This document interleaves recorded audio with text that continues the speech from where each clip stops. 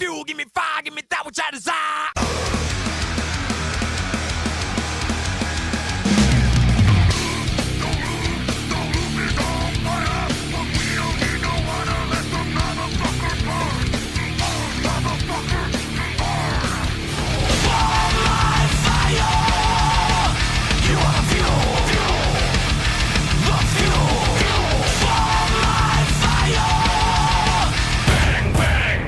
Hello, welcome, episode 9, Fuel from a Fire podcast.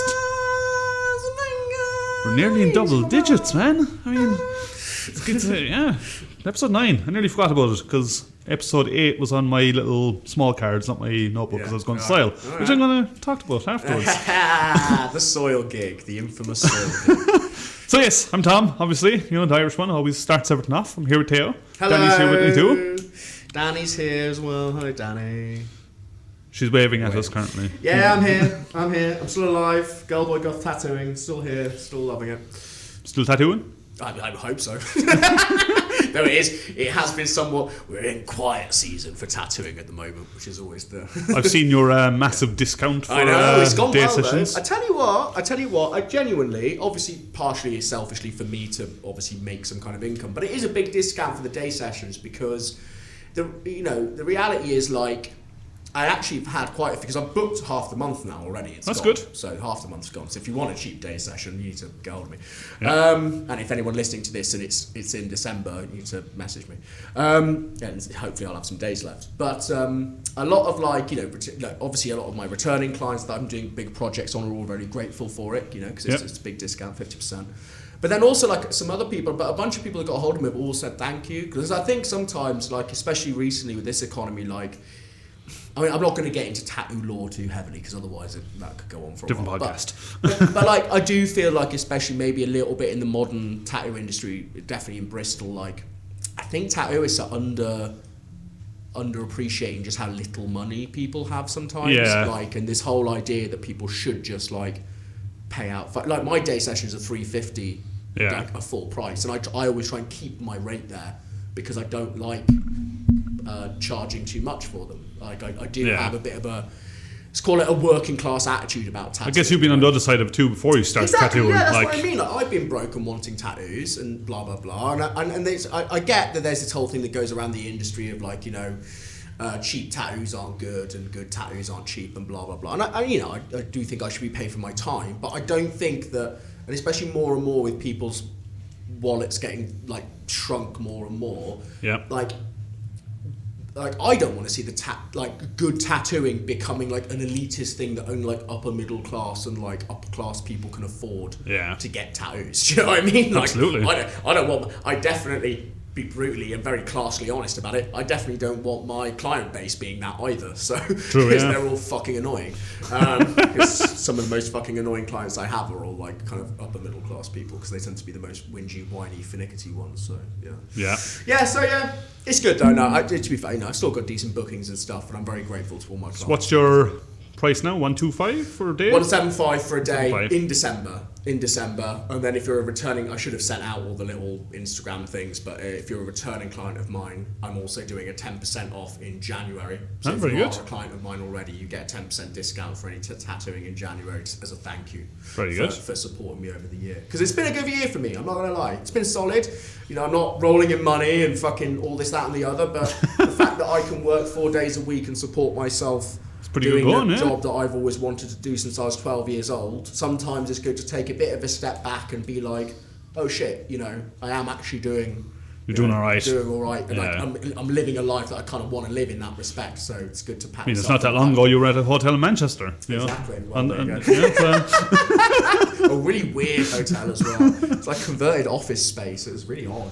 It was really weird. There's loads of like liminal space, and like there was a whole like dead floor above me. Like floor 15 was like just. That's just where you hide bodies. I know, yeah. But then 16 was fine. But then I tried to walk up from 14 to fit, and it was like, mate, it was like one of those, those like kind of horror video games that like YouTubers or Twitch streamers play, where there's like jump scares so they can scream really loudly and get. Yeah, backroom shit. It was like that. That's what it was like. I was like, shit. No, I've watched and seen too much media to venture up here. I know what happens up here. I'm not being the beginning of an episode of Buffy the Vampire Slayer. not being the fodder for whatever monster of the week and supernatural's fucking happening.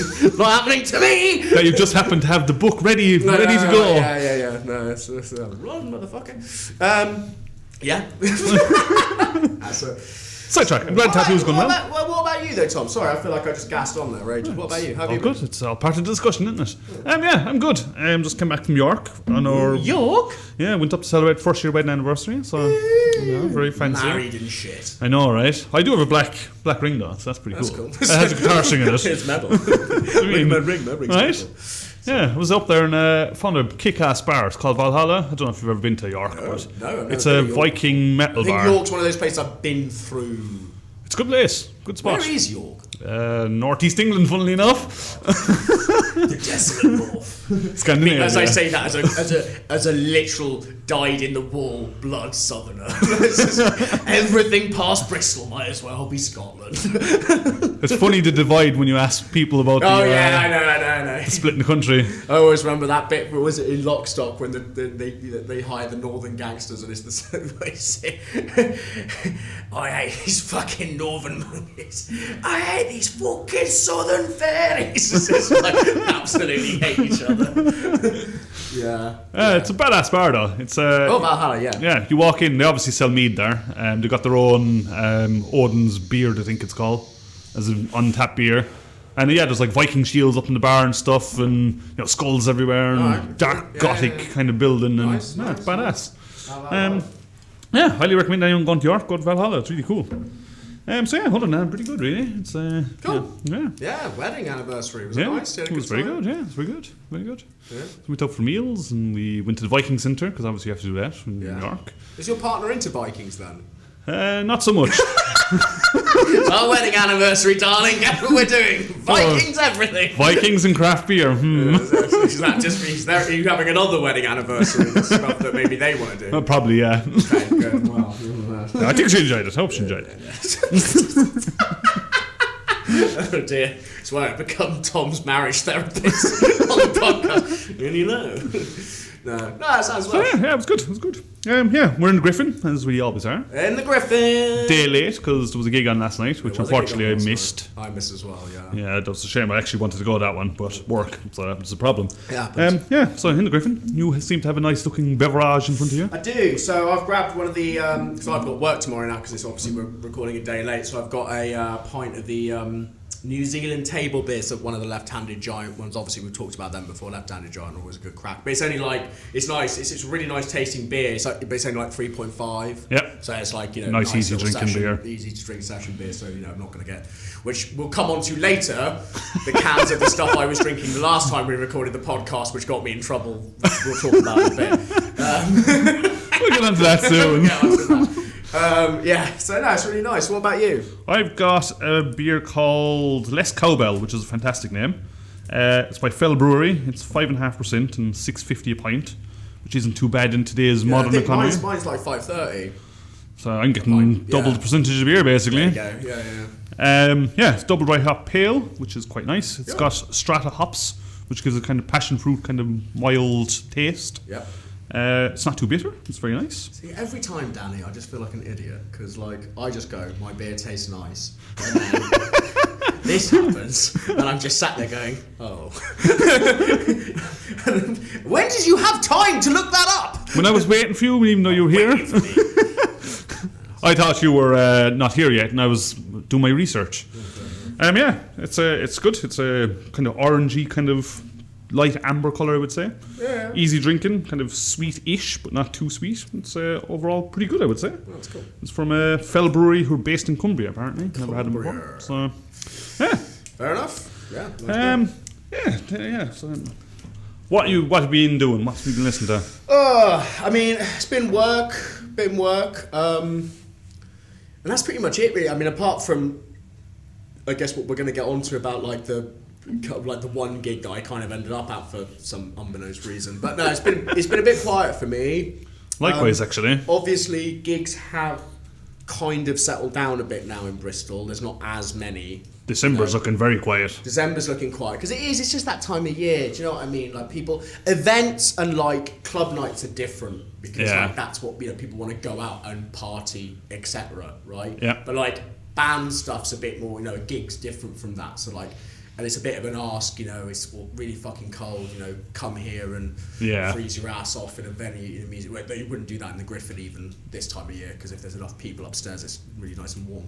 True. But, yeah, it's just always, let's be real, like, it gets a bit quieter in December, and then January, February starts picking back up again. And that's definitely what I'm seeing from... Exactly, yeah. I mean, I've just seen a few things announced for, like, already kind of early summer next year that are pretty big, so, yeah. Looking forward to it. But, which we'll get onto soon enough. Yeah. As we're on the point, we may as well get there. So I think we've only done one gig in the last 2 weeks, which was the one, if you remember listening from the last episode, I was being a little fanboy about and was very excited to go see Soil. We recorded the podcast early and everything. Exactly. And, it was a great line out. It was Union Underground, which I wanted to see for about 20 years. Non-point, Head P, Soil. And that was it. Was Union Underground the ones you really wanted to see? Yeah. Oh shit, I feel really bad now. This is going to get worse for you. So, to fast forward a little bit, I was there in the bar after recording podcast going, I can't wait, it's going to be an awesome gig, love all the bands, it's going to be fantastic. Taylor's going, oh yeah, I'm not going to do too much, I'm going to hang around here for a little while. John also didn't mention anything about it. So later on the night, we're going to have another Fuck Door 2 rant, because Fuck Door 2 basically couldn't hear much for the entire gig. Yeah. And afterwards, looked at my phone and I see a lovely video from Matteo going, alright dickhead, and he was in the crowd at Soil. So, would you like to tell me what happened? Alright. Ladies and gentlemen and everyone in between. So, basically, right, I was drinking that like 7.5% proof can stuff that was like, what is it called? The something bastard, Inglorious Bastard, or like... Arrogant Bastard. Arrogant Bastard, that's it. Very nice beer, but the issue is it's very Moorish. So, basically what happened was I hadn't really eaten anything that day either, because I thought I'll eat after the podcast, right? I was like, the podcast's going to finish about 4:30, whatever, then I'll go and get some food. Yep. Instead, what I did was sat at the bar at the Gryphon and proceeded. Apparently, I've been later. This has been vouchsafed to me by Finn, the barman, that I sank before going to the Soil gig. Sank 7 cans of the stuff. Nice. And was very pissed. So at this point, John knows me very well. Me and John the landlord here, he's known me. He's a big fan of my alcoholism, because he knows of how much money I will spend in his premises when I'm. I've been stood beside you when you get the bill. Yeah. When I'm on one, quote unquote, which I was, I'll be honest. I don't know why. It happens, ladies and gentlemen. Sometimes you just really want to get fucked up. So. And 6 or 7 cans of Arrogant Bastard will do that. Yeah. So basically, I'm rolling in it already a bit. I've probably already bought a couple of rounds of shots at this point as well. A few aqua bombs for the staff. Blah blah blah. That's why you shouldn't have left. So Danny's like going like that. Danny like charged off after one drink and left as well. So I was on my Todd. Right, I'm never really on your Todd in the Gryphon, because you always got to know people. But that's kind of what happened as well. Is people, that thing happened where loads of people that I know kept on coming in, and then so the next thing I'm gassing at this person, I'm gassing at that person, I'm chatting this, I'm chatting that, blah blah blah. Beer, all gone. I'll have another one. Beer, gone. I'll have another one. Especially because I love the sound of my own voice. So. And the next thing you know, John's come around and he's actually drinking. I bought him a drink, he go, yeah, someone's going to Soil, He's like, he goes, oh, well, the guest was for Soil. We've got a +1. And I was just like, oh yeah. He goes, do you want to come? And I was like, yeah, why not? By this point, it was definitely like that. Because here's the reality. I was hammered before. So the reason I know how much I drank is because Finn telling me afterwards. I was hammered before we even went to the gig. So we basically left to catch the end of, what are they called again? Union Underground, and then see the Soil, right? So it was the Union Underground, non-point, Head P, and then Soil. Yeah. So whatever so to catch like the kind of end of the main support and then see Soil, right? Yeah. So because John knows the Soil guy, because apparently he played up here. I have a photo with him. Okay, there you go then. Yeah. So you know all about that. There's some lore here where, what's he called? Ryan McCombs. Right, so he played up here in the Gryphon. Acoustic solo set. So he knows John very well. And he knows the Gryphon well. He knows the Gryphon well. So John's got he's got a guest list, he's got a +1. So we walk, I stagger down there. You definitely didn't walk. Honest, I'm at the point already, especially because I haven't eaten anything, where I'm actually like pretty fucking drunk. To the point where I'm kind of like, we get to the bar, I say, oh John, I'll buy you a drink because he got me in for free. He goes, okay, cool. And he goes, what do you want? And I go, I'll have the same as you. And he orders 2 neat double aguas. right? Which is the coca leaf liqueur that he sells here as well. Yeah. But like nothing with it, just 2 neat double aguas. So now I've got a double agua in my hand, right? And I'm at that level of drunk where every sip, when you're really drunk and you like sip like the tiniest bit of alcohol and you feel it just like wash over you because it's like feels like you're just taking on more and more and more and you know that you're fucking hammered. So I'm in the crowd, the smoke. I see some people I know. I'm chatting outside, having a gas, kind of wandering in and out. I've got to be honest. I'll be real. I don't remember it. One Soiled song that I know. The Halo. Yeah. Halo. That's what I was there for. I don't fucking know any other Soil songs. I don't know what the fuck's going on. Loads of people are saying hello to me. I'm trying to finish this double. It took me about an hour to drink this like. That's raised. Right. So I'm hammered. I don't remember sending you that video. Then we go back to the pub. Because I'd left a half-drunk can of beer at the pub. Right? So I'm like, I'm going to finish that beer. I then go back to the pub. I get my second wind on. Right? Suddenly, I'm back in the room. I think I should go to the Sile gig. I'm focused up again. Right? And then, and this is the bit now I feel really bad, I then stayed in the pub until about 4:30 in the morning on a lock-in getting hammered with... Sile. With the lead singer of Soil and with the Union Underground band. Yeah. Yes. So they were all very nice. I got very drunk. I think I got them to put some this queer gay pirate song that I really like. I got them to put that on, had a cry, chatted a load of shit, had a great time, and then somehow got into an Uber probably about 4:30, 4:45, and don't remember getting home. Good effort. I think must have ordered a McDonald's as well at some point. Because you woke up in a burger. I woke up with a McDonald's. That happened as well. So that was my experience at the Soil gig. I couldn't tell you what the sound was like. Couldn't tell you what the bands were like. I could tell you my little halo because I had a little jump up and down to that. That's the one thing I remember. So wow. You, Tom, go ahead and take it away. How was the gig, Tom? So you had a very different experience than me.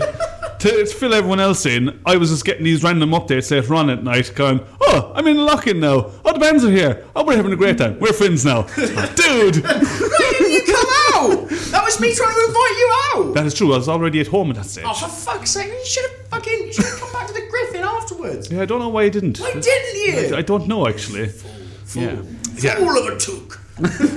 But yeah, gig overall was disappointing. Not by the band's fault at all. They were all fantastic.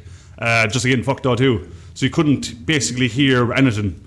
Union Underground came on. They were obviously the opening act.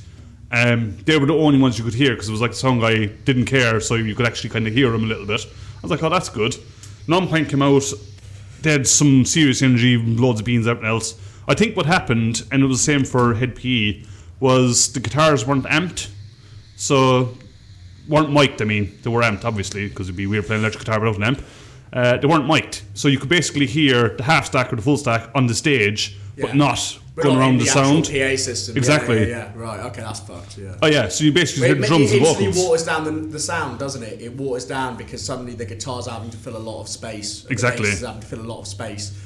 And they were doing it, basically the bass has been turned up and you're like, this is... Yeah. And like people were literally shouting at the sound guy going, turn up the guitars, like turn them on, do something with them. Yeah. And yeah, they just totally fucked it. It was a shame. Soil were fantastic, the set list they did was great, but again, you could barely hear the guitar, so it was a bit disappointing that way.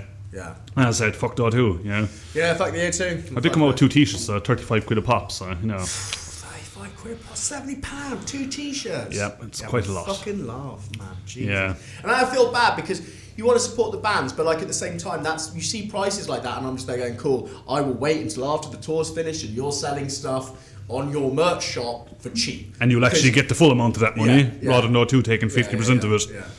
Yeah. I know it's more annoying for the bands to send stuff out and everything, but yeah, I don't know. It'd be interesting to see how like the bigger bands do, because you know when we were talking to Paul from Perp Walk, he was like it was easier to get stuff printed out there rather than bring stuff in. I wonder if it's similar over here. Yeah. The bands get stuff. Yeah, they probably get it printed in England and then it's just delivered to each of the venues. Yeah. Well, that's what I mean. Like we talked about it last time. I reckon that there's probably some kind of whole. It's probably one of the reasons why they do these O2 runs, because it's all just sorted out. Yeah. You know what I mean? The O2 has their merch people because they don't have the band people, do they? They have their own merch people, so they employ people to sell the merch. Yeah. So it's probably like a thing of like send us this send this many T-shirts to these venues. And they can probably advertise it as part of the deal of coming here anyway. Yeah. Fuck that too. Fuck the O2. Yeah. I had a great time. I had fun too. I could barely see. One point, I was like properly doing the like one eye open, one eye closed thing, and I was just like in my head going, Matteo, you're really drunk. That wasn't in your head. You were saying it to everyone. I was probably saying it out loud. Bunch of soil fans stood around me going, the fuck's wrong with that guy? It sounds like you had fun too, so yeah. Yeah, it was. You must have been dying next day. Unplanned, and then definitely like I honestly, listeners, just have some fucking food. Just have. I should have stopped at any point before I went to the soil gig. I could have stopped, walked in any direction, and gotten like a pizza or a kebab, or at least some fucking cheesy chips or something, and just put something in my stomach. Other than more beer. More fucking beer, 7.5% beer. Because I pretty much drank. Because then somebody else apparently because I had to come back here a couple of days later not to drink. Though I had to pay the bill. No, I paid that as I went. Believe you me, I looked at my bank account the next day. It was painful.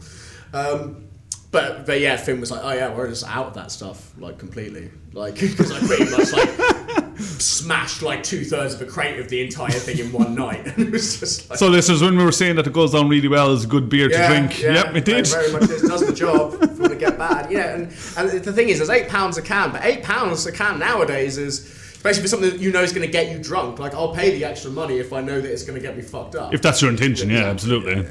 Yeah. So yeah, unfortunately that was the only gig I've been to in the last 2 weeks. I can remember. Yeah, there's quite a few coming up in the next 2 weeks. Yeah. 3 weeks. I tried to look a little bit further ahead. I've got a doubler, isn't it? Because it's basically the end of this month and then the beginning, the two that we keep on mentioning, which are the Fit for an Autopsy and which is next week actually. Yeah. Fit for an Autopsy next week, and then Dying Fetus like a week and a half afterwards at the beginning of December. Well, it might even be like next week. It is the following week. It's exactly. 4 days after. Those are the two big ones that are still kind of on the cards. Yep. Of like. They are indeed. The bigger metal ones. As we're on those, so just in case you haven't heard us talking about the last few weeks, on the 28th of November, you have Harriet. Actually, I found out today that Darkest Hour are playing as well. Are they? That's great news. I really like Darkest Hour. What, the Fit for an Autopsy game? Yeah. Really? So what, it's them, Harriet? I think it's other way. I think it's Harriet, Darkest Hour. Oh, wow. Silosis, Fit for an Autopsy. That's a great lineup. That's a great lineup. So, the issue is with that, though, as much as I love SWX for their sound and their layout, they still also charge a fucking absolute premium for fucking alcohol. Yeah. Which means I don't really want to... It's not as expensive as Do2 though. Not as expensive, and they've got a better selection. They do. It's still like $8.50 a fucking pint. Yeah. Which means staying there for like, a solid like 5 hours while bands are on. I do want to see all those bands. I want to see all the bands. That's the issue, see, because then you don't want to pre-drink and blah. I mean, I'm probably going to be good that night anyway because it's a Thursday from what I remember. That is a Thursday, yes. I work, so unless I decide to take the Friday off and get hammered. I think I could twist your arm. So I might have to look at it. If I've got no bookings on that day, then suddenly it becomes quite tempting to just go, I'm not busy. Well, the Dying Fetus one I think is on Tuesday, which is dangerous. Because that's a Monday. Monday. There you go. It's dangerous because I don't work Tuesday. So guess who's getting drunk on a Monday? There's a heavy ass support for that as well. I can't wait. Despised Icon are so good. So I saw them. The first time I saw them live was the first Damnation I went to a couple of years ago. Yeah, it's so good. Like I've said before, like they're like a lot of people say that they're the OG death metal. Deathcore lot. 2 vocalists. They're from Canada. 2 vocalists. They've got album after, and they're great to put on Spotify. Just go on Spotify, put on This Is Despised Icon, and it's just banger after banger after banger after banger. And they've really switched it. Like they experiment with the sound a bit, so not everything sounds like exactly the same. Do you know what I mean? Like it's not like they've just been knocking out the same album for the last like 2 decades. Which is good. They've actually been like kind of playing around with it. I'm surprised that they're kind of so far down the. They don't mind. You know what it is, honestly, and they did this. So when I saw them at Damnation, so Damnation does that thing where they get tours to come in as part of the lineup. Yeah, you mentioned it. Decapitated with the headliner of that tour. Then it was them. Then it was what they call. They're really good. Oceano something. Really good. Like kind of. They're fairly established now with really good deathcore outfit and another smaller deathcore band as well. Yep. Is that they don't mind playing. Like they like to bring up like the next bands coming. Next bands and stuff. So they don't mind, even though because they're like Despised Icon are big, but they're not like they know that they're not like they're kind of like they wouldn't be the band. headliner. So like, yeah. Like, obviously, Chelsea Grin are above them because Chelsea Grin are yeah. huge. Obviously, then Dying Fetus are headlining it because Dying Fetus are massive. But it's like Chelsea Grin, if you ask them, they probably would say Despised Icon was one of their biggest influences of how they became to be a band. It'd be an honour to be on the stage with them, even though they're playing after them. I just think that they know what they are. Like, they know that they're like the band's band. So Yeah. they know that they're never going to be this massive, known all over the world, like, you know, in that kind of household name way. But... you know, for those who are in the know about their deathcore, you see Despised Icon on a lineup, you know you're going to fucking go. Yeah. Like, you know, because you know they're one of the draws to go. They are a draw for those who are in that fan base, you know. So, yeah. It's a bit of I would say all the supports are way heavier than Dying Fetus. I know Dying Fetus are bloody heavy, Dying Fetus are fucking heavy. If you listen, like I said before, like the last like 2 or 3 Dying Fetus albums have been pretty terrifying, especially like Wrong One to Fuck With and stuff like that. Like they've gone like. I don't know much of their recent stuff. Yeah, no, that's what I mean. So Wrong One to Fuck With, is it? I don't think that's their most recent album. I think that's the one before. But that's the one that I've listened to. Out of their newer stuff, is the one I listen to the most because it's just absolutely savage.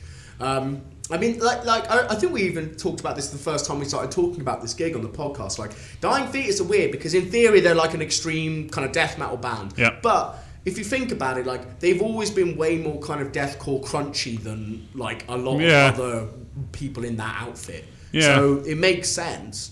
Like they're a lot more like, you know, nasty, that like as in the way that like deathcore's nasty. They're a bit more on the extreme side of it rather than. I'm definitely not in any way going to say they've become a deathcore band, but they've definitely kind of lent into some of those more deathcore breakdown aspects that are in deathcore on some of their newer stuff. So I think it makes sense. I just think it's a fucking sick lineup. Also, nowadays, with the way that the economy is for live music, the one thing that has worked for us over here is that you get these bigger bands all getting on the same bill together. Yeah. Because they know that it's cheaper and they're going to sell out all of the places they go. Yep.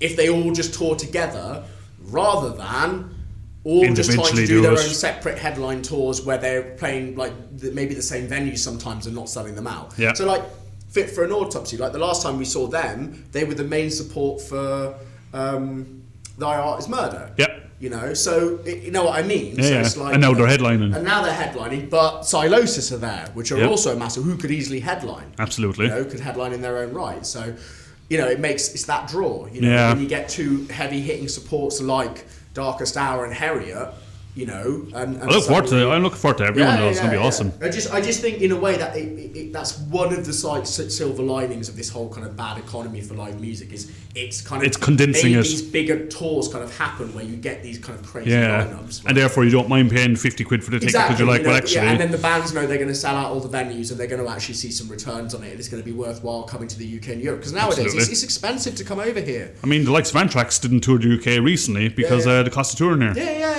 That's Anthrax. Since we left the EU, like it's gone even harder for them. Yeah. Especially a lot of the American bands, because it was actually easier to tour over here as an American band when we were in the EU. Yeah. Because now they have to sort out a bunch of new different fucking visas to get into Europe, you know, and then so they'll just go. That's one of the reasons why I think that this Not Loose tour, this one that I talked about, is coming next year. It's why I think the only 2 of them are in the UK. Because it's too expensive to. Because it's too expensive to do a whole like run in the UK and also run it, so it's easier just to do a bigger Europe tour and add a couple of UK dates onto it. Yeah. Like, you know. It's it's unfortunate. And Not Loose are massive now. You know, like this is a big hitting band, like, you know. The other downside of that is it also affects Ireland because what used to happen is bands would tour the UK and then like Dublin or Belfast only short hop anyway. Quickly so hop over Dublin. Now that's another European. That's another set of visas. And whereas if you go to continental Europe, it's easy to travel around there anyway. If you're on a small island at the outskirts. Exactly. Yeah. So now it's like, well, why would we do that? Yeah, and so it's going to cut off even more tours to Ireland. You're absolutely right. You mentioned about the nice part of this. One thing I was going to bring up a bit later, but may as well do it now. So the Dying Fetus gigs at Marble Factory. Mm-hmm. Oh God! So terrible news for Bristol. Bad news for Bristol. So Motion is losing its lease in July next year. Which is we need to explain this. So it's really this venue is really fucking weird. It's a really good venue. It's doing really well. Great venue. It's basically this huge fucking massive warehouse that also has this big outside space. And it's adjustable. It's called 3 different things. It is, yeah. So it's called Motion when it's for the club nights. It's called the Marble Factory when it's for gigs and bands and artists. And then the Prop outside yard. bit is called the Prop Yard. Yeah. And that's a different... That does like craft beer festivals and venue is in and of itself. So it has 3 different names, but it's all the same things. We're going to call it Motion because that's just the easiest way to call it. Yeah. But yeah. So, and the other nice thing about that venue is it's kind of like a warehouse kind of vibe of it. Over the years, they've really invested into the beers are good there, the merch is good there, but the stage is adjustable. So depending on the size band they have, they can adjust the size of the venue. Yeah. I think that's a fantastic trait to have. Yeah. And there's a grade 2 listed building, I think. Yeah, it's a really old warehouse. It's a proper old school, like Victorian era warehouse. That's what it is. It's like some kind of like, really old school like train warehouse, basically. I've seen many good gigs there. Yeah, me too. So yeah, basically the summary of it from what I gathered is their leases run out. They're not allowed to renew the lease. Landlord won't allow it. Yeah. So the landlord won't allow them to do it, but then also that they've got the money to buy the property. Yeah. But the landlord won't sell it to them because they want to sell it to these developers instead, which is bullshit. Basically, what's happening across? So we're kind of talking. It's behind Temple Meads. It's like there's a kind of like an industrial area. It's not far from Moore, actually. Yeah. This is all being. It's not actually that far from me, to be fair, because I'm in Bedminster. But like.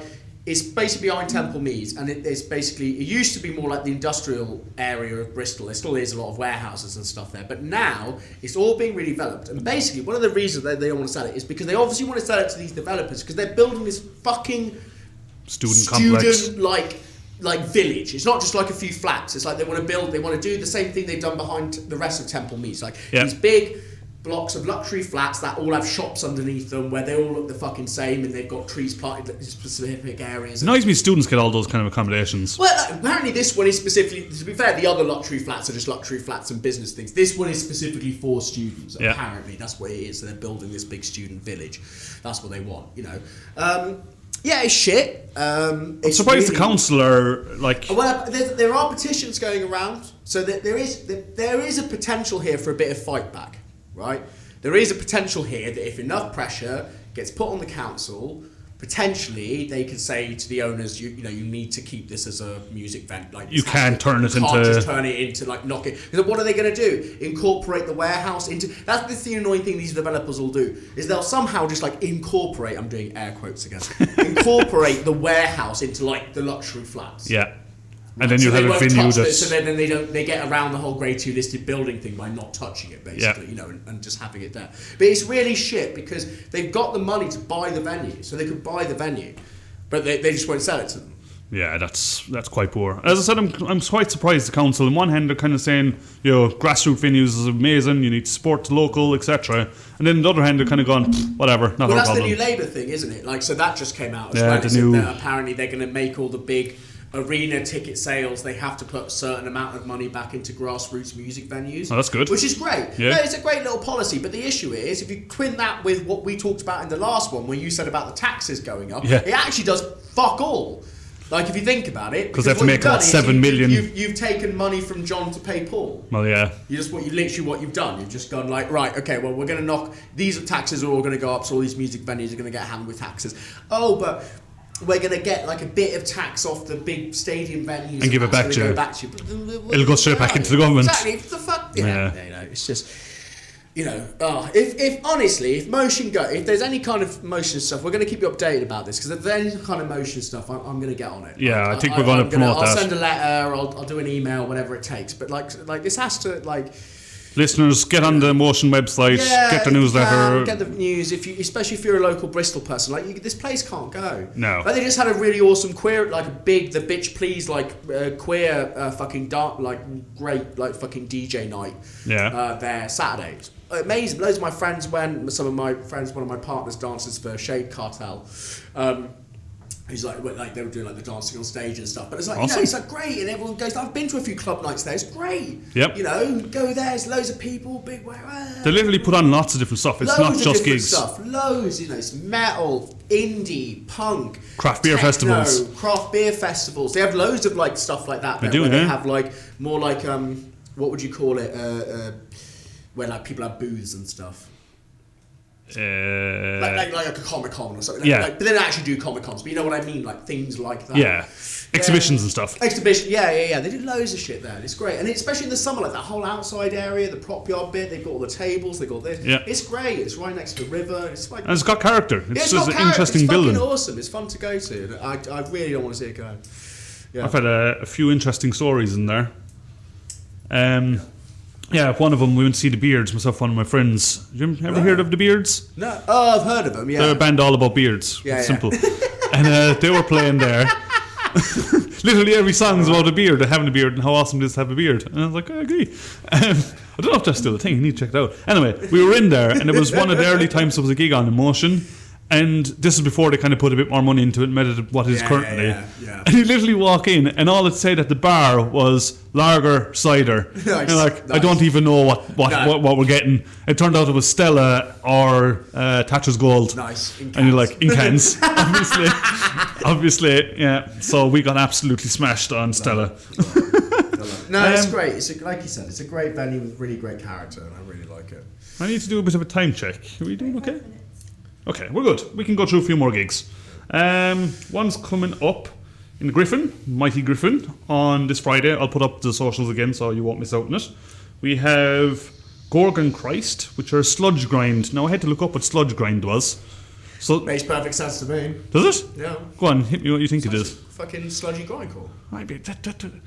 It makes sense to me. Don't it make sense to you, Dan? Yeah, see, Danny's on it. Danny understands. So, like, sludge is like Doom with hardcore. Maybe you can have sludge. You can have sludge with grindcore in it. But the grindcore aspect is basically blast beats, right? Yeah, exactly. I mean, that's Sludgy riffs and grindcore blast beats and a How's that mix a of thing? sludge and grindcore. It makes perfect sense. I don't know why you're struggling with this. Greg. Sludge is a bit slower and a bit like so. they're just firing some blast beats. But yeah.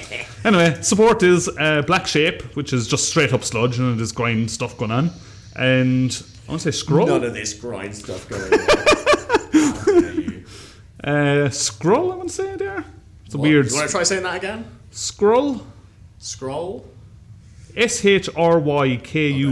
Dyslexic. I don't know. Scroll. From Scandinavia. Yeah, I'm going to say that's kind of. So that's a detty grind kind of night. So that's going to be a brutally heavy night in the Gryphon. When is that? 22nd, that's Friday. It's Friday. Which isn't that far away. I keep thinking it's Tuesday. It's blowing my mind. Yeah, no. What else do we have? On the Sunday, 24th, I mentioned them a few weeks ago. There's the Finnish prog metal band with the clean vocals, Wheel. Yeah. They're playing Tekla. Then on the 26th, we have Pitch Shifter, which me and Danny are going to, so we'll have some. Nice, you guys about. get tickets sorted. Yep. Hey. So that'll be good. Then the 28th November, we have Fit from Autopsy. We already mentioned that one. Yeah. On the 30th, in the Gryphon, we have a kind of a rock and roll kind of groove rocky night. So we've got Sky Pilot and The Grudge. So The Grudge are London-based rock and roll. Kind of think Black Sabbath with ZZ Top and Motorhead. Okay, That kind of so vibe. like proper like a nice bit of rock. I like a bit of rock. It'd be probably quite a good, interesting one to go to. If you're into the softer stuff. And then obviously on the 2nd, we have Dying Fetus, which we already mentioned. On the 5th of December, again at the Gryphon. Is that the Gryphon? I forgot to put the place in, sorry. I think it's Gryphon. Yes, it is. With Pyrogaric, which is a weird name. They're a Welsh stoner rock. Aeronaut, which is stoner grunge. And Goat Major, which you would assume is something like black metal. It is not. It is stoner doom. So if you're into your stoner stuff, that is on the Gryphon on the 5th of December. A bit of stoner rock, a bit of stoner rattle. And is there any more? Then obviously the 6th is Obituary. We've mentioned that one. We haven't mentioned that one. No, recently. we have mentioned it before. Yeah, we mentioned Obituary before, but I don't have a ticket to it yet. I'm hoping it hasn't sold out.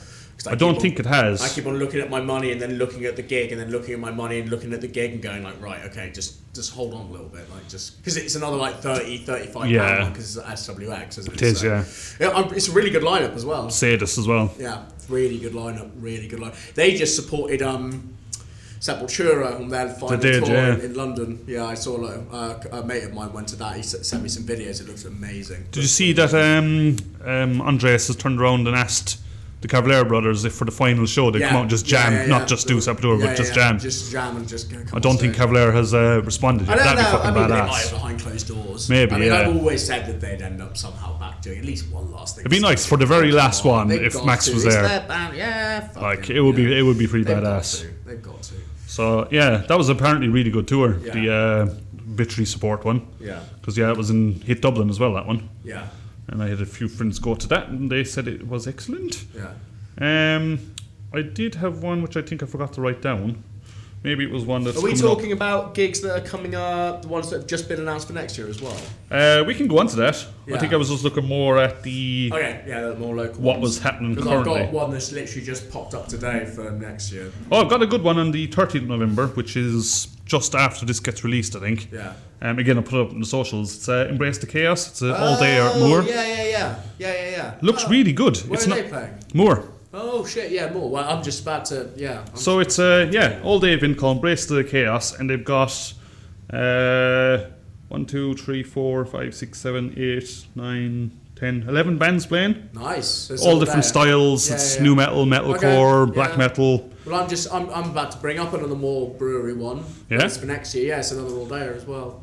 Go for it. So, speaking of more beer, I've got one that I think just got dropped today. Faux Fest, Bristol, which is not something I've heard of before, but apparently I follow people who do something or put it on because it popped up on my timeline. Cool. So, once again, live at More Beer. It is. They're putting on a lot of gigs. I know, they're doing really well. But this is another all-day one. That's why I wanted to talk about, because you said about this all-day one. Yeah, Best this Chaos. one is the 31st of May. Oh, next year, okay. But here we go, you see. So this one's got definitely more of like a kind of hardcore vibe to it. So you've got Born in Dissidence, Bind. They're really big around Bristol. This Yeah. is the third or fourth time we've talked about them. Sounds of the South, Invasion, Peruvian Necktie, which are another one that are very big. That's a cool name. Chain of Survival, False Reality, Body Bag, Going Off, and the big headliner. So this is an interesting one. Cannot believe they've got these guys. It's a bit of a throwback. They've got TRC. Do you remember TRC from back in the day? Can't say that I do. Okay, so TRC, once again, probably like 2004, 2005, kind of, they got really big, the kind of Gallows era. Okay, kind of yeah. like, when, it's like that kind of stuff. But they were like, I guess you could, Chav, they got badly named Chavcore. Because they were quite laddie. That shouldn't be a thing. They're very London, and like they're very like, they used to have all the songs like Gryphon, Cocky. Fucking they got like these two singers, and one of them would do heavy vocals, and one of them would do this almost kind of like the streets kind of like Right, yeah. Cockney lad kind of stuff. I always really liked them. They're always very bombastic, really fun, kind of like straight. Is this a comeback for them, or have they still been on the scene? I mean, they've always kind of been around. I mean, they definitely kind of disbanded. They've had a few member changes over the years as well. There's like the one main guy, is like the tall, skinhead-looking dude. He's like kind of always been like the main one of the vocalists. But like, I saw them headline the second stage of Burn It Down Festival about like 2.5 years ago, 2-3 years ago. Yeah. So that's when I thought. Burn It Down's a local back. festival, isn't it? Isn't Burn It Down a local one? But Burn It Down's in Torquay, so it's like Yeah, the only okay. thing that Devon, that's why I was still living in Devon just after the lockdown. It's like the only thing that Devon has is the Burn It Down Festival.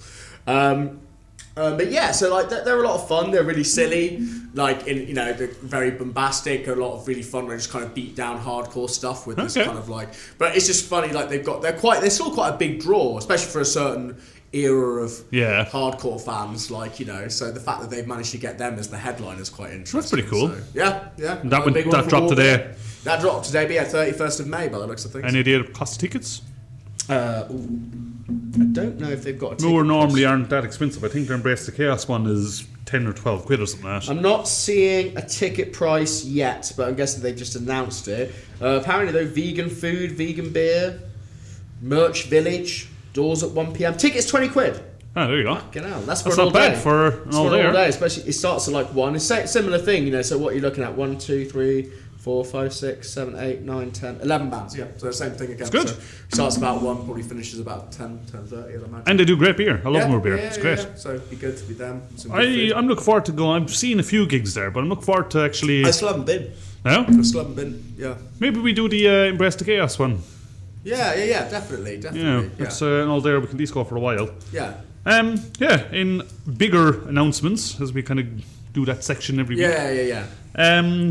One you sent me actually, which I've seen again, but Biohazard and Life of Agony, they're doing Yes. That co-headline one. set. Yeah. The co-headline That's the stuff. 1st of March in Yeah. Dota 2. Fuck Dota 2. Yeah. On that note, I did see going through the internet and looking for various different news and different things that's happening in the world. And it just so happened that one of the people either still in or part of Life of Agony went through transition, so female, and is now detransitioning and going back to male. I was like, that's a bit odd. I don't know. I mean, look, once again, like, that's a very... it depends how that's getting portrayed in the media. I can imagine that for clickbaity media, it's very easy just to say, like, detransitioning, when potentially what it is obviously, like, transitioning as a trans person and stuff is always, like, kind of bit up in the air. Like, I'm non-binary, right? So it's like, you know, fluctuating of things. Like, what does that, like, mean? I would personally say that probably is probably a little bit like the way it's being portrayed, like for stuff is to make it like, you know, so you look at it to make it a shock kind when of thing. actually it's probably something like, you know, maybe they publicly transition to wanting more femme like pronouns and femme looking, and then they're kind of saying, well, actually, like, maybe I'm more like just non-binary. Which does happen, that's fair. You know, because once again, in a perfect world, everyone would just be allowed to experiment with that for a bit and see where things fell. Yeah. And by experiment, I don't just mean like transitioning to experiment. What I mean is everyone would be allowed to just like see how they felt about their gender, and then they could naturally just choose where that is exactly, whether that was like transitioning, you know, like and like, I guess fully, quote unquote fully, but, or, you know, but just being allowed to kind of like play around is a bit too much of a light word, but, you know, allowed to explore how they feel about their gender and stuff. So I mean, again, the metal community is never going to be anywhere ist against anything like that, but it was just an odd thing because I didn't know Life of Agony. But the issue is unfortunately in these difficult times for the trans community, especially, anything that's to do with trans people gets clicks, gets put absolutely, up, you know, and especially because, let's be honest, a lot of it normally has a somewhat slightly anti-trans bent to it. So the fact that this is getting press is it shouldn't really make any difference, should it? Exactly, it's probably indicative of the fact that people are trying to go, oh look, you know, one of the, like, you know, they didn't want to be trans anymore, they didn't want to be that anymore. But so like I said, because for all we know is that they're actually just going to like say, actually I'm non-binary or something, or I'm a bit of a mix, I'm just not fully, I don't feel like I am fully female, you know. So it's always a difficult one, and it's sad that a lot of the times when trans and non-binary people, when we do get press within the music media, just like anywhere, it tends to be for things like that. Just so they can get clicks and likes not and for like anything that's actually incite rage in people and get comments flowing.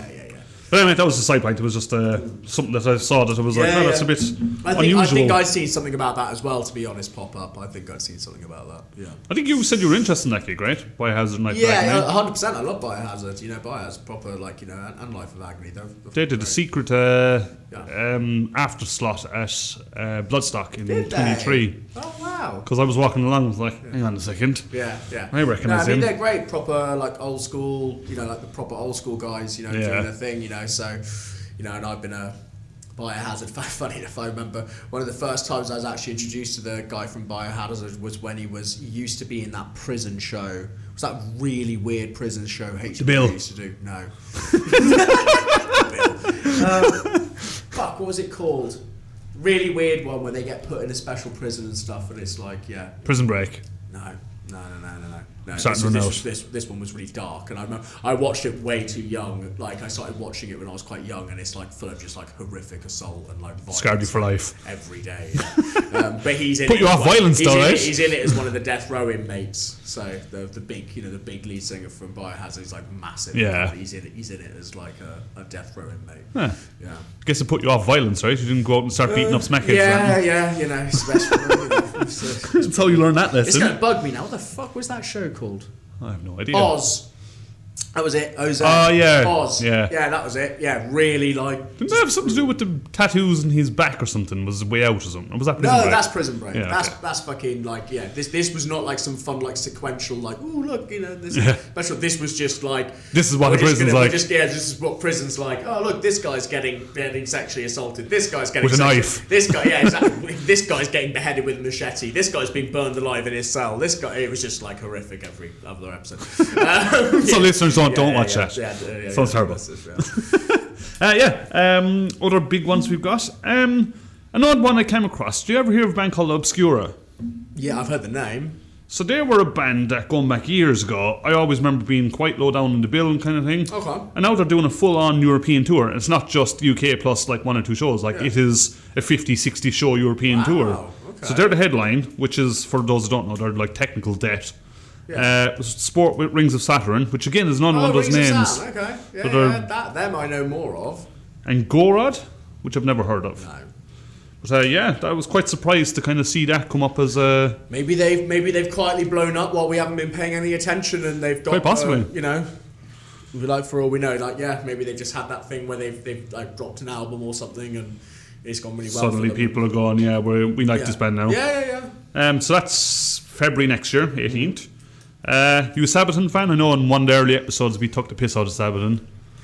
I'm not, I'll be honest. I know loads of people here are. Like, John's a massive fan, and loads of people. I'm not a fan either. I can't. That kind of pageantry, I just find a little bit cringe. Yeah. Like, look, they're good musicians and stuff, but this whole, like, whatever it is, their thing is basically dressing up in camo and doing World War One. It's not even war metal, because war metal is black metal, just with the brutal side of death. It's more like it's a operatic metal. I mean, I'd kind of class it more. It's definitely got more of an operatic bent to it. Yeah. Yeah. And it's just themed around like tanks and war. And a lot of it, because they're Scandi, a lot of it, I think they're Finnish. I think a lot of it is like Scandi, Finnish era, like World War One.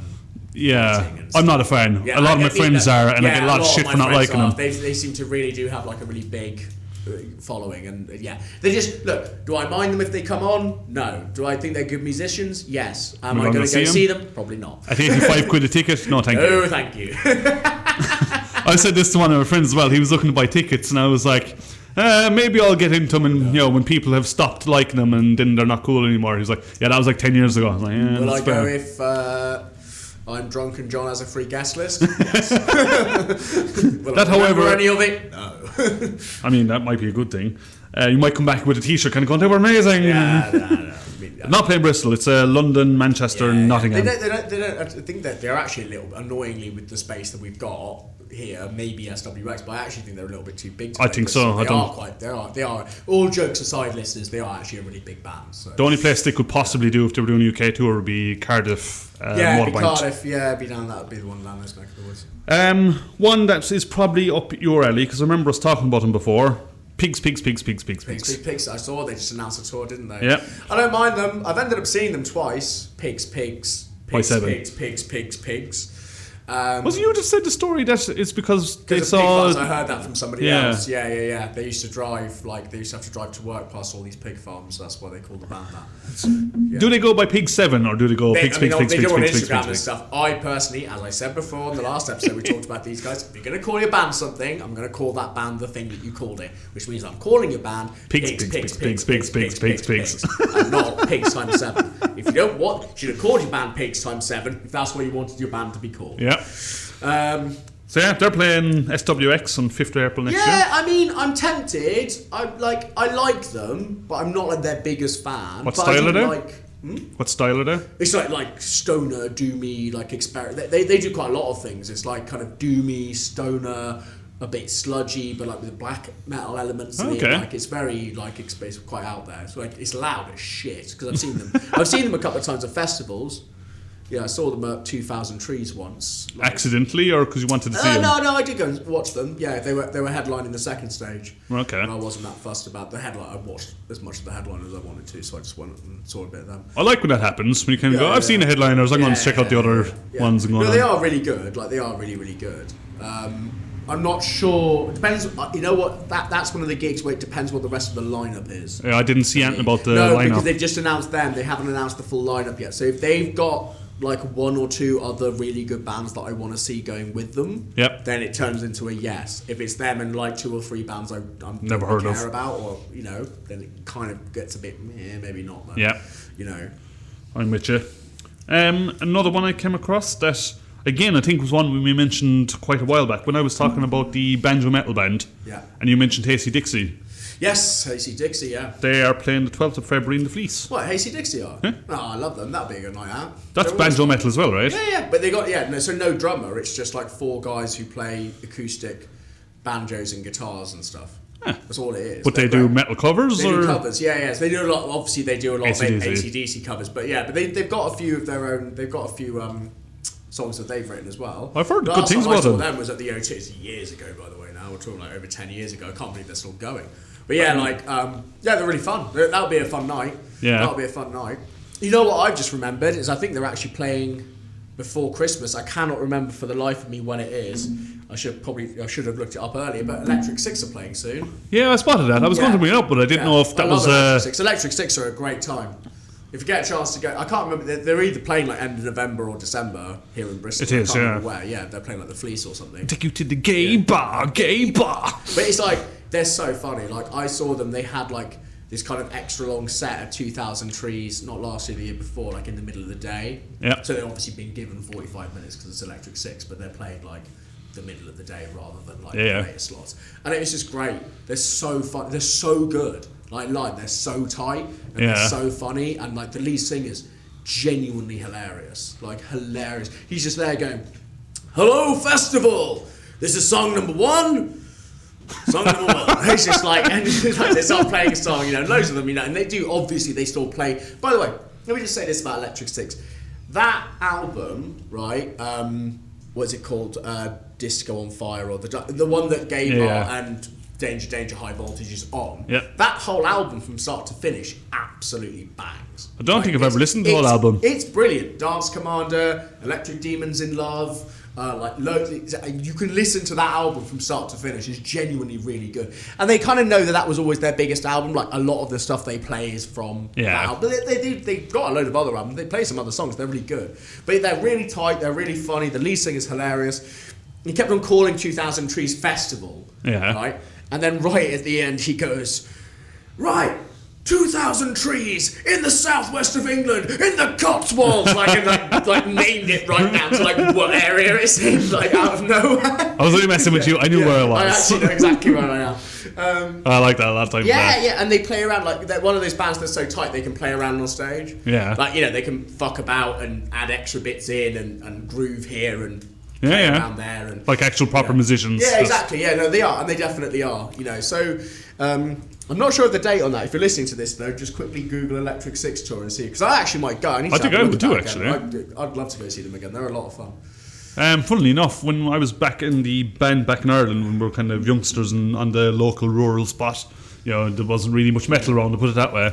When we were doing our sound check, we used to do Gaerea because it used to rile up the bar staff to like, you can't play that here, we're not a Gaerea. We're joking, come on. We got far worse stuff to play.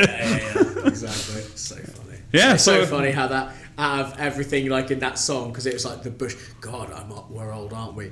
Because it was like the George Bush era. Yeah. Like they made them. What is it that always the nuclear war bit was the one bit that got censored from that song. Yeah, where he was riding the missile. Yeah. But like in the song, it's like, I want to a nuclear war. I think that was the bit that they had to censor. Was like, I want to start a nuclear war. We're not too far away from this. Because we're just invading Iraq at the time. Yeah. They forced them to like. People forget how fucking madly fascist and jingoistic we got around that era. Yeah. Like, the amount of censorship there was around stuff that you couldn't say because of the war in Iraq was like, especially when it first started, was mad. Like, Green Day getting censored.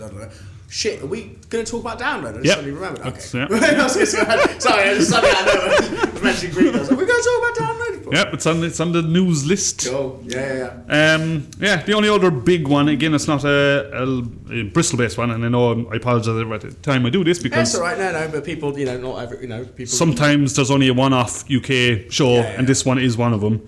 Godsmack, POD, and Drowning Pool. So Ryan McCombs is back again. You're kidding? Yeah. Godsmack. That is, you know what that is. Let's be absolutely honest for a second here, right?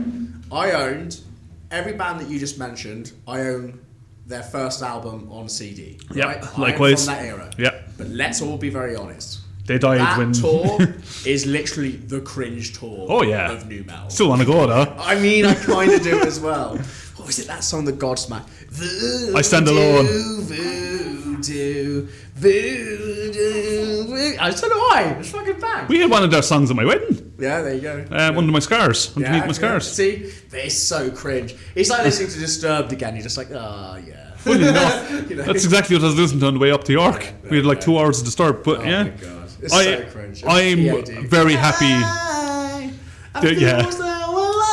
The video was class though. The very first Remember, it was a car crash rolling down the road in slow-mo. You know what all that's about, isn't it? They're super duper Christian. They are, I've yeah. known that for ages. They're super duper Christian. Yeah. POD. Yeah, and then Drowning Pool, which, let's be real, Drowning Pool are one of the first big tragedies in the nu metal era. It's one of the first musician 27-year-old dying. Because I can't remember his name, but he died. I think it was sleeping pills or whatever it was. He OD'd on the bus, didn't he? So everyone who's listening to this, you know let the bodies hit the floor, let the bodies. That's the band we're talking about. The original singer who sung that died years ago now. The Rocker's Curse died at 27. Yeah, I mean, they kind of... Which was sad, because that first album by Drowning Pool is genuinely quite out there. Yeah. But then they just became like a chug rock, yeah, like nu metal band. And disappeared off the planet for a while. Then Ryan McCombs joined them, then left and joined them again. And it's all just a bit messy. So, and you know what? Just with them, it's like with Drowning Pool, I'm going to be brutally honest, like... I mean, all we're there for is that Body song. Oh, yeah. They did a song recently, and it wasn't with Ryan. They brought in a guest singer, and it was fucking heavy as balls. Nice, yeah. I know where it came from. It's just all become a bit of that. Well, you know what? Chug rock's right. It either gets called, this is an American terminology from some American kind of people that I like know and listen to. It's either called chug rock or butt rock.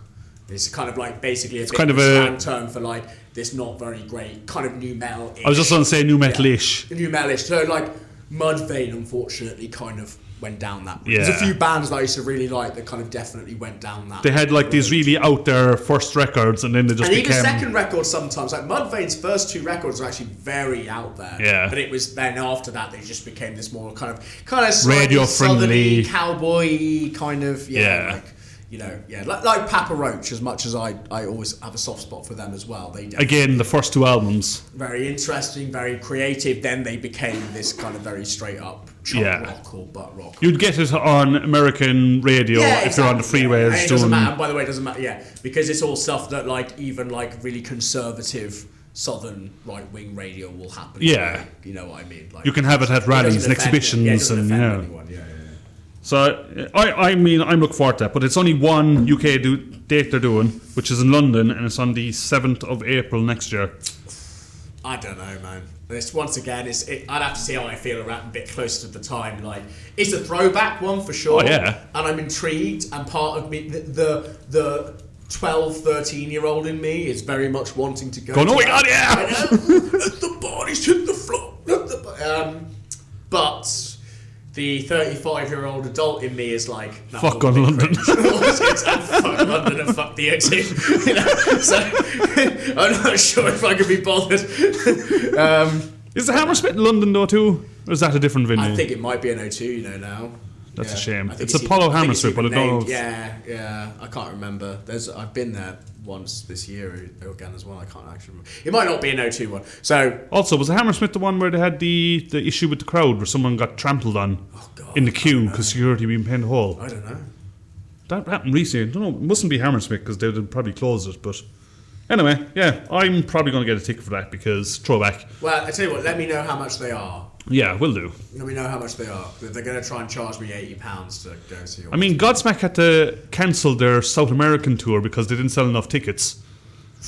And you're like, okay. You know what this reminds me of is I saw it was like a TikTok or something recently, and it was this quite young kid. He must have been like in his early 20s with his mates, and he's going, when you find out about old school bling era hip hop, but then you realise that it's just not hitting off anymore. And basically, they're sat like on these chairs, and he flips the camera around, and it's Nelly. Remember, it's getting hot in here. I'm not joking. Full venue. There's about 30 people by the stage. Oh wow. It's like bad. You know, it's getting hot in here, so take off all. Not you or you, and actually that's it. That's all it's here. Yeah, I know, right? Yeah. So it's got a bit of that vibe to it. There's going to be a certain clientele that will go to this gig. I mean, it is. Let's be real. This is very. What's that South Park? Member berries. Remember when you used to listen to new metal on CDs? Remember when Spineshank were a band? Oh, you love Spineshank. Yeah, I love them too. So Mate, good. see, if Spineshank announced a tour, I'd be right there. Absolutely. right fucking right there. It was in Bristol. Yeah, it was that as well. But yeah, I'll keep you post that one. I'll keep everyone post that one. I was excited when I saw the announcement. It's a bit of a throwback. It's been fun. It is. It's definitely piqued my interest. I'm not going to lie. I mean, I've seen POD before when they came back when they needed a bit of money. I actually never seen them live. Yeah, they played their entire set list. Like, come on, play live, play live. I love that first album. Like, I could probably like, boom, here comes the boom, ready and nah, here comes the boys from the South. And then I used to know them as well because obviously they did Rey Mysterio, the wrestlers stuff. Oh, really? I remember at one of the WrestleManias, I was watching it because my friend had parents who actually pay for like Sky. Yep. We didn't have Sky or anything like that in my house. My mum wasn't paying for jack shit. So I went to his house to watch WrestleMania late at night one night when we were yeah, young. it's like 2 in the morning. It was POD playing live as he came out to like that's badass. wrestle. Yeah. It's badass. Yeah, it was Rey Mysterio's main soundtrack. Danny's losing her shit just so everyone knows. In disbelief. Yeah, it's them. They're like really good mates because they are like, I want to say the POD guys are like Mexican heritage, Latin heritage, like they're not, white American, so I think that's where the kind of connectors. So South American, I wouldn't say. Like kind of, yeah. So yeah, I think that's all the big ones I've got. Do you have any you've come across? No big ones. I mean, obviously we're just about to, like we just alluded to, talk about downloads. So they just did that. Yeah, as well. Get onto that, I suppose. Yeah, we're hitting that section. So it'd be interesting to see what your thoughts are about the whole thing. So the download announcement for everyone that was under a rock. The headliners are Green Day, Sleep Token, and Korn. Now, on the front of it, I'm not a huge download fan anyway. I think I've got many issues with the festival. They announced loads of other bands. Huge spread there. The spread is going everything from indie rock right up to extreme metal and everything in between. Yeah. So they've and now Nathrak are playing. We want to talk about extreme metal? Yeah. I mean, there's a lot of big bands. Meshuggah there, and they're not even headlining. No. So anyway, I assume where we're going is the headliners, right? I mean, look. Once again, I think I'm going to bounce off what you just said. My issue is I don't like that, like download as a festival. Yeah. It's way too expensive. I don't know how much they're charging for tickets these days. Like 400 quid. 300 or 400 quid, yeah. They're doing the same thing that Bloodstock was doing there, where you can pay a little bit at a time. But then theirs are so expensive. So Danny's just put the point forward that obviously they're doing like their pay-as-you-go thing. But, like over 6 or 7 months, whatever it is. But it's like their tickets are so much more expensive. Those payments are like £50-60 a time. Really? Right. I looked it up on something. Oh, okay. 24 quid a month. Well, fair enough. Well, you better get on it quickly because I don't know how many of those that they do. I personally, I used to go to Download a lot when I was younger. That's where all that's where the rock happened. Saw Slipknot before they were even a headline band. Mm-hmm. Blah blah blah blah blah. It's the first time I ended up on the umpteenth times I've seen Metallica fucking play. Careful now. We'll fall out. Retire. Anyway, but it's actually going to lead on to what I was just going to say it. I know, right? It's good because it is the discourse online. So the festival itself, I'm not that big a fan of the setup. It's so big, but the setup's bad. So I've been to big festivals like Wacken or like some of these other things or Hellfest. Like Wacken I've been to, Hellfest I haven't, but Wacken's huge, right? Yeah. But the way they set it up is really good, so you can get around it quite easily and blah blah blah. Bloodstock setup is terrible. Like Bloodstock is fantastic. Not Bloodstock, sorry. Download's setup is terrible. It'll take you an hour to walk to your tent. Forever to get to the fucking main places, and then the way to get from between stages is terrible. There's always a bottleneck between the second stage and the first stage. £10 a pint. The prices. So I had 2 friends who went last year, and one of them I was talking to her, and she was just like, I had a shit time, and I was like, really? And she goes, I just didn't have enough money. Like, she was literally like, I paid for the ticket, and she's going, I just used to wander around just not doing anything because I cannot afford to drink at all or eat unless so I have to do that all at the campsite with the stuff that I which means you're missing bands that you paid to see. Missing bands you paid to see, and it's just such a mare. And like, look, But on the other hand, I understand why this is such a big deal, because we have to be real. Download is the UK's biggest festival. rock heavy alternative festival. Absolutely. It's up there. And it's a good with entry gateway, isn't it?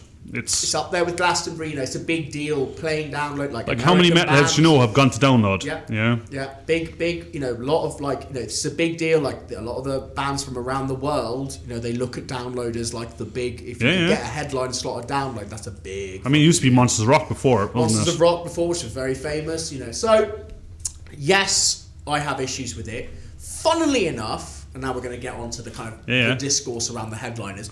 I actually didn't mind last year's lineup either, just because they were switching it up. Was last year's? Fall Out Boy, and I can't remember who else it was. Queen of Stone Age, yes, that was and it, and somebody else. Offspring, was it? Maybe. Anyway, but unfortunately, it shows. I didn't go, by the way. But so of course they've announced these three headliners, and straight away, the discourse has started. So Green Day makes sense, obviously. They fit perfectly in there. Perfectly. And Korn, finally. Yeah. Korn should have been given this about 10 years ago. I'll put it out there before we get into the part we're getting onto, but I'm going to wait till the Korn Day comes out and see, I want to see what the rest of the day looks like. Exactly. Let's see what that Sunday looks like. Because Korn headlining alone would be fantastic. Yeah, let's see what that day looks like. Yeah. You're absolutely right.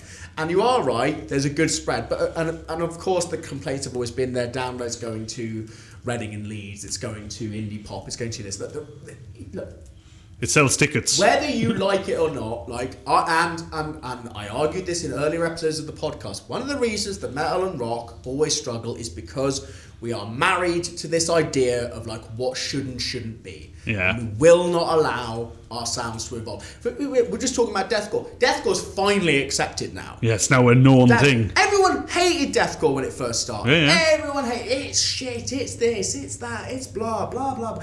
Awful shit.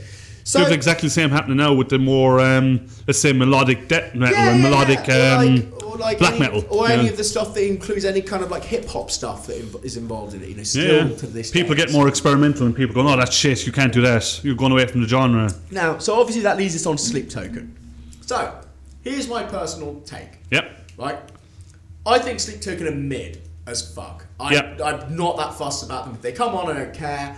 I don't like the overproduced sound that they do. This weird kind of overproduced gent. They certainly aren't headline a Download festival size band. I disagree. Really? I disagree. I think thank fucking Christ. Because this is the thing that Download has been missing, it seems to have finally gotten through their heads. You can't just have Metallica made. You can't just have these fucking legacy bands play every fucking year. You have to switch it up. And that leads me on to why I disagree with you. Sleep Token, for the kids, and once again, we're not young. We're not the kids. We're not on TikTok, we're not on these things, well, we kind of are, but you know what I mean? We're not out there. Sleep Token actually are massive. Yeah. And for all of these kids around the UK, it's made their day. It's made their and they will all travel to see Sleep Token headline that festival. Because I remember when I was 13 and System of a Down got announced as the headliner for the fucking and you're like, Saturday, I'm going 100%. Me and all my friends, we all got day tickets for the Saturday. We didn't even go. We couldn't afford to go for the whole weekend.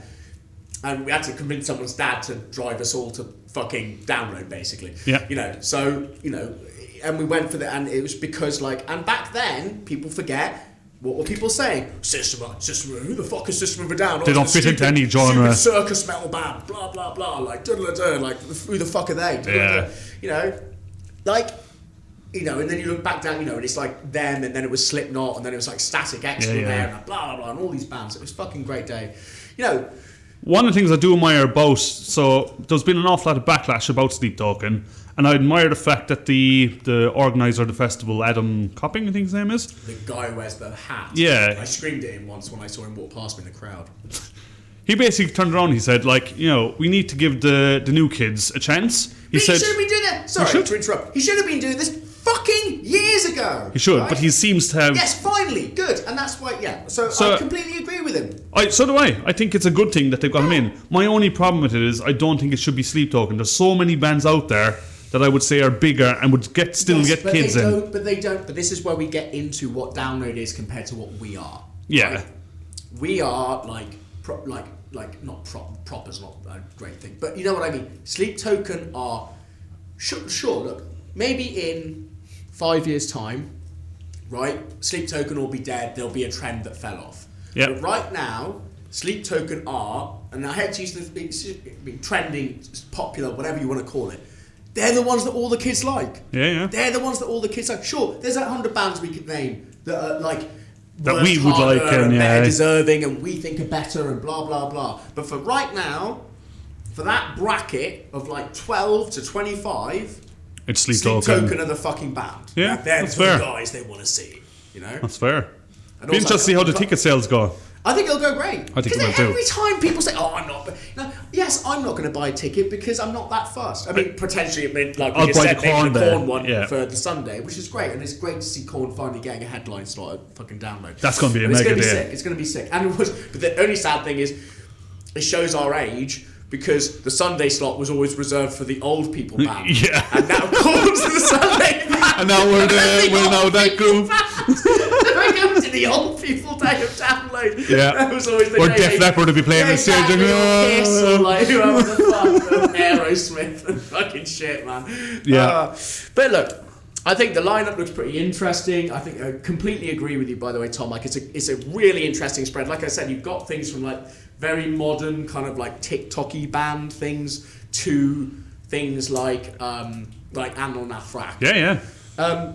The other thing I'll say as well, just on some really good news, is they have completely divested themselves from Barclays Bank. Good. Because obviously that was a big deal. A lot of bands dropped out last year. Dropped out because obviously Barclays' support of Israel's genocide in Palestine.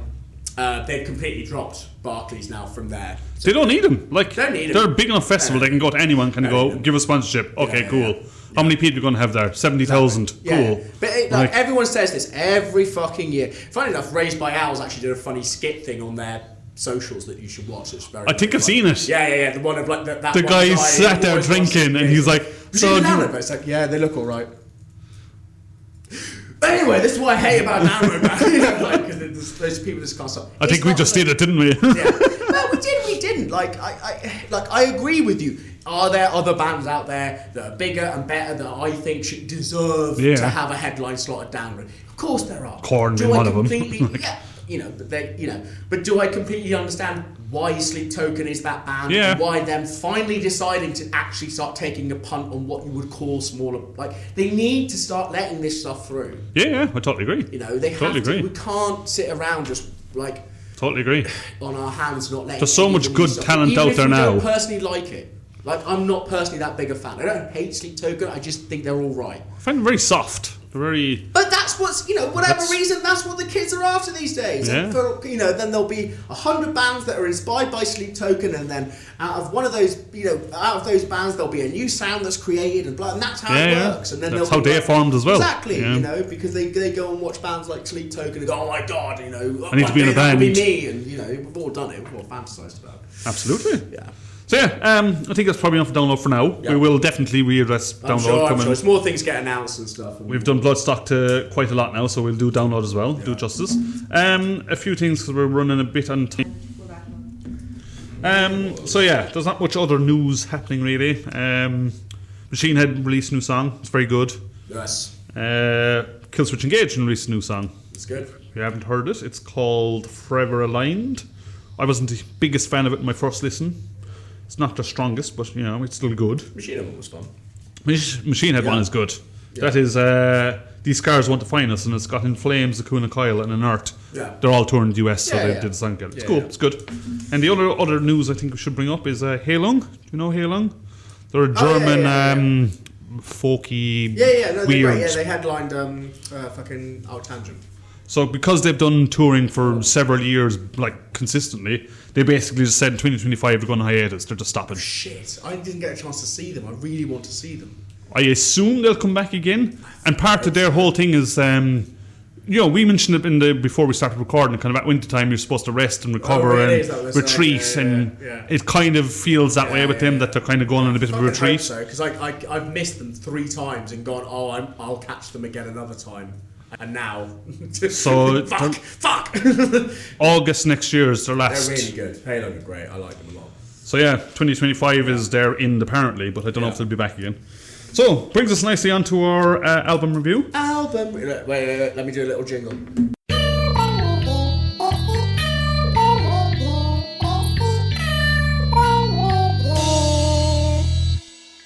Love it. That's hey. Danny's giving me a kind of so-so. No, I'm going to add something to that. Oh no! Oh, God, things are going to get added to it. My voice ends up sounding like a chipmunk. I'm going to be very upset. There'll just be double bass or something added to it. Oh, Danny, please do. And don't high pitch that one because that will just go like dogs will be barking when people are listening to the podcast. And They'll just keel over and go. Ah! So yes. As we do in every episode, we review an album that's kindly given to us by Dave from Black City. Called Black City. By the album. Records. By the way, he somehow found managed. I don't know what he's done, but somehow his merch has like low key become like a fashion statement. I've noticed. There's a lot of like What, Black City original stuff? like the t-shirts and the totes that have like the Black City logo on them, like they just say Black City. Oh really? Yeah, I've noticed like socials and stuff like they've weirdly become like a kind of like a fashion item that I see around on like various metal and alt influencers and stuff. And like, you know what I mean? It kind of probably a little bit that hipster of like, oh look, you know, like if you know, you know, and it's like. Well done, Dave. I know, right? That's pretty cool. Get into that market. Yeah, absolutely. Trendsetters and stuff. So. Yeah. Yeah. So Dave gives us our album every episode. This one is called Coma. It's called by a band called, I'm going to try to get this right, Gaerea, I think it's called. I mean, I've got to be honest. My dyslexic ass instantly looked at this and was like, "Why are we going to be reviewing a band called Gonorrhea? It's going to be a grindcore band." It's just my dyslexic ass was just like, "Oh, cool." It's definitely not Gonorrhea. Dave's got we're going to be doing some like extreme one-man grindcore outfit called Gonorrhea. It's going to be. That's the next episode. 35 tracks, each of them 30 seconds long. A drum machine in the back. Oh wow! And track 2. This next one's called Yeast Infection.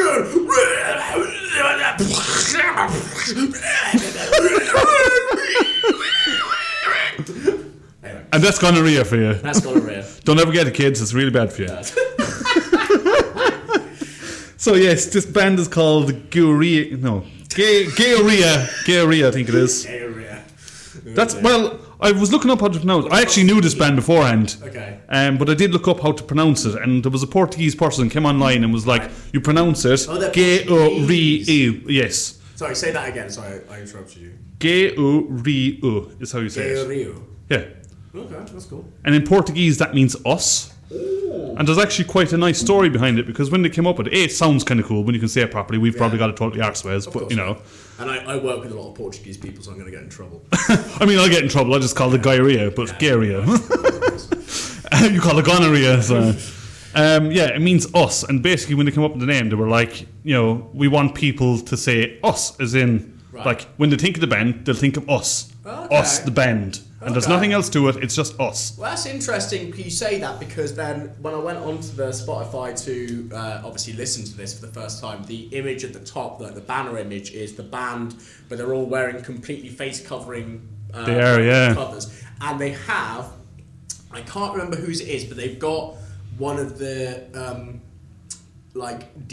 kind of Deacons of Hell's sigils on there, and it's either Lucifer or it's Asmodeus. I need to go and look at my books to double check. So they've got they wear full black cloak and their face mask has like a weird sigil. That's what the sigil is. The sigil is either Asmodeus or Lucifer, but I can't remember which one it is because I don't really use them a lot in my chaos magic practices, so I can't. But I do recognise the sigil. It is an official Key of Solomon like sigil for. I looked up about this, why they're in masks and why they're fully covered and stuff. So it's not a ritualistic thing, it's not a spiritualistic thing. It's basically they want people to enjoy the music and the art. It's very well. Funny enough, that is very much taken from bands like Dragged Into Sunlight, like we talked about last time. So Dragged Into Sunlight basically play on. They play with their back to the crowd almost. Yeah. Basically, when they play, like it's very much like. This is the experience, but it's not to do with us, it's to do with the music. I said it with Uada the other week when I went to see him. You know, the black cloaks over their face and stuff. And but I think sometimes that is a movement within you see it more in extreme music, Yeah. but it's that idea of like, it is almost ritualistic in the sense of like you're supposed to be having an experience with the music, and it shouldn't be that it's not like the individual superstar, rock star thing. That's for like others. You know what I mean? Like, well, their whole thing is basically like, even the concept of this album is kind of like the existential kind of human crisis that we're all doomed and everything else. So they kind of go, we don't matter, no one matters, you can't see us, it doesn't matter. I was like, I kind of get that. I kind of like it. Like a collectivism with it. But yeah, I guess we better get onto the music itself. Yes, so the album's called Coma. This is their 4th album. It is. I need to go because I haven't heard of these guys before, so I need to go listen to them. So their older stuff is a lot more raw black metal, I would say. Okay. This one is a bit more experimental. Okay, because I was going to say there's something. I'll just quickly say it now. Basically, these guys, when they first came on, you know, when I was talking about that blackened hardcore thing last time about some of those bands I saw at Damnation, these guys are very much, this album's very much in that thing. They sound like that Lynn band I mentioned, LNN. Like, if you like this album, then definitely you need to be checking out bands like that. Yeah, it seems like I need to go. Kind of blackened post-hardcore thing going on with it, Yeah, so it seems to me they're basically taking black metal, but the best parts of it. So they got the tremolo style lead riffs. Yes. They have the blast beats, but it's the surge blast beats, and then this mountain of double bass that comes in and out and in and out. They don't have the shrieking vocal, the slightly guttural vocals. But once again, a bit more like kind of post-hardcore vocals. It is. That's what I mean. So it's not this extreme metal, like just completely. You can actually hear what he's saying. You can hear things that he said. Actually, it's a new vocalist as well, apparently. Okay. Yeah, it's one of the last albums. And it's recorded like he doesn't sound like he's in a fucking bin. Which is exactly what I was going to say about the normal traditional black metal. It's very the singers in the distant, everything's raw. This is very well produced. I wonder if this is the new way that this is going. Maybe I think it might be this kind of almost slightly death metal, blackened post-hardcore. I like it. Thing. I like it a lot as well. I like the it. recordings are great. Like, it sounds great. This album sounds awesome. Like, it sounds really lush. I did enjoy this. So did I. Yeah. And where it kind of gets experimental, so it's kind of experimental melodic black metal, I'd say is how to describe it. Yes. So it starts off like almost with a chant. The intro is amazing. So it's called the Poet's Ballad, I think it's called. Yeah. And it starts with these the Poet's Ballad, reverb kind of guitar strums, just clean.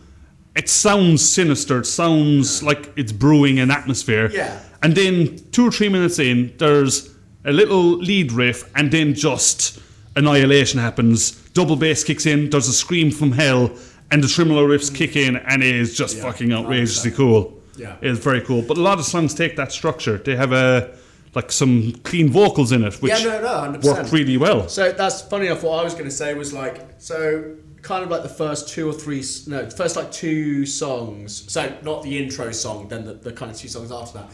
And I was like, I'm really enjoying this, but I was there going, if I was an outsider, I'd probably be listening to this and going, it all sounds a little bit the same. Yeah, every song has the same idea. And then for me, my 2 favourite songs, which are Worlds Ablaze and Coma, which are track 4 and 5, they both played one after another, and they, like you said, it suddenly gets way more experimental with the beats. Yeah. It kind of mixes. There's not just, there's a wall of sound there, but it's more, they're playing around with it. So it's not just the roots are in black metal. Just at you like all the time, and then you're like, right, which song is which? You know, we've complained about that a couple of times with some of these albums, where sometimes it's just a bit like, it all starts, is this track 2, is this track 7? I don't know, because it's all kind of sounded exactly the same as what the last one did. Whereas these guys, there's some stuff, there's some switch ups here, they play around with it a bit more. Like, it feels natural as well. Yeah, like, They'll hit you with this wall of sound, and then suddenly it'll go into just clean chords with reverb and like soft, menacing type vocals over it. It doesn't sound like a different band. No, so it sounds works. like all one album. Like, it sounds very much like it's not like, oh, here's a song that sounds like this and here's a song that sounds like that. They still keep the same energy and the same feeling all the way through it. Yeah. It's the way I can describe it was like a gentleness that complements the contrast and heaviness. Yeah. Yeah. And I think that's a nice way to do it, really. It's No, but funny enough, that is a very like post-hardcore-y thing though. Is doing that like much cleaner, like, and then going into like the heavier, like kind of hardcore kind of stars and stuff. So I'm sure there's probably some people getting angry with me for keeping on like bringing up like the kind of post-hardcore, but I do think that it's like a thing that's kind of happening now. One of the key things they brought from the hardcore scene into this particular album was the sudden stop. Yes, the songs build, there's aggression, then it brings you down with the acoustic kind of stuff, yeah. and then it just unlaunches this wall of sound you, and then the song stops. You're like, what the fuck? Where does that? Why? I like that. I thought that was quite a cool touch. It's good because I think too much. I think fade outs get used a little bit too much in extreme metal, like a lot. Because it's like, look, if you didn't know how to end the song, then just admit that you didn't know how to end the song. Exactly. Like you didn't write an ending, you're just going to fade it out. Whereas they just in, I think that's a hardcore trait. Just it's dump. just like bam, and then it's just like, yeah, cool. On that dump thing, the second song, Suspended. Yes, they have the Gaerea style, absolute rage, and then just one tom goes, dum, everything stops, and it goes again.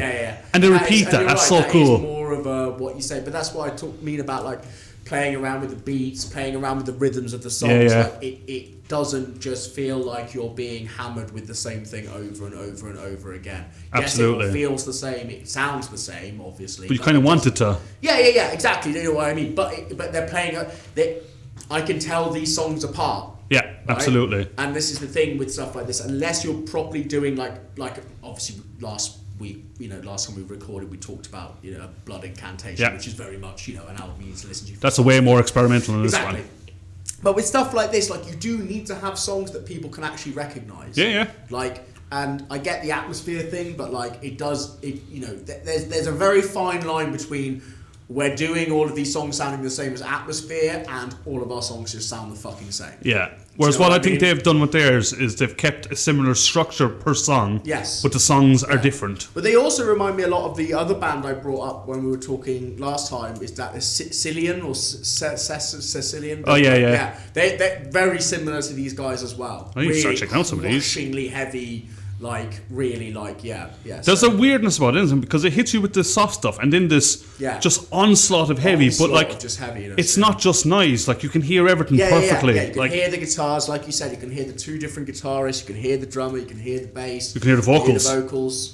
But it's just this wall of sound. I do think that this obviously maybe once again is something that we're only just realizing is a thing, and everyone else has realized is a thing. Is that this obviously is like an evolution of that black metal sound. I think it is. Times. It's a more of a modern version of black metal. A modern version, if that's the way black metal's going, I'm 100% in. I'm well up for it. I'm well up for it. I'm well up for this. Like add these guys to the list. I'm going to be listening to them. Add these guys to the list with Hexus and Cecilian and. They're actually similar to Ada as well. There you go. They're similar style. Yeah. Okay. Then getting on that. So I mean, realistically. I just think the album's really great. I think it's really clean. It's really well produced. Yeah, definitely listen to it. And you can listen to any song off it. I would say so, yeah. I mean, I personally would say go for maybe if you're not 100% sure, start off with Coma. I think Coma's a really good song. I think it's very it shows off their skills of like, yes, this is going to be a wall of sound, but it's also going to have things within the wall of sound.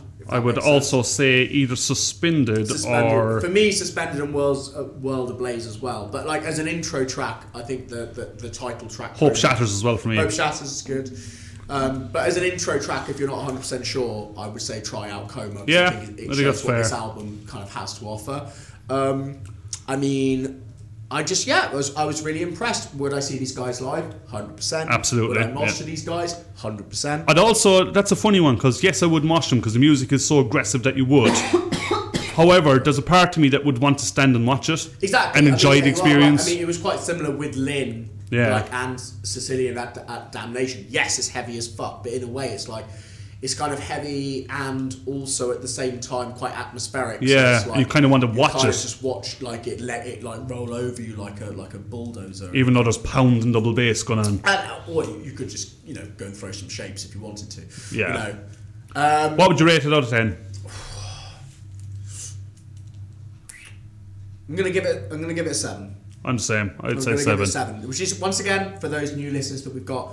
5 is like average. So this is why I'm very militant about this whole like grading system that I have in my head. It's like 5 is like an average album. This is an average. 7 is good. Yep. 7 is a good score. I think its only downside, and it's only a minor one, is I think the tail end of the album tails off a little bit. I think it starts, unfortunately, you're absolutely right, and I think that's when they start falling into the thing of it will start sounding a bit samey. It's a bit more old school black metal. Yeah. And once again, it just becomes a bit indistinguishable from what you were listening to before. But the first 3 quarters of the album, fucking incredible. I think 100%. First 2/3 of it, I think are absolutely brilliant. And I definitely want to see these guys live for sure if I get a chance. But I'm going to be keeping an eye on them. Yeah, me too. These guys pop up again. Definitely going to be adding them to the Spotify likes. There's at least definitely Coma's going on the playlist. You know what I mean? Like it's going on the playlist. It's going on our playlist too. So for our listeners, every album that we review, Danny adds to our YouTube. So you can hear all the albums afterwards and full playlists. And I think at some point we might be trying to do that with Spotify as well. Just create a Spotify playlist that has all the albums that we reviewed on it too. So we'll be doing that. Yeah, that'll come soon too.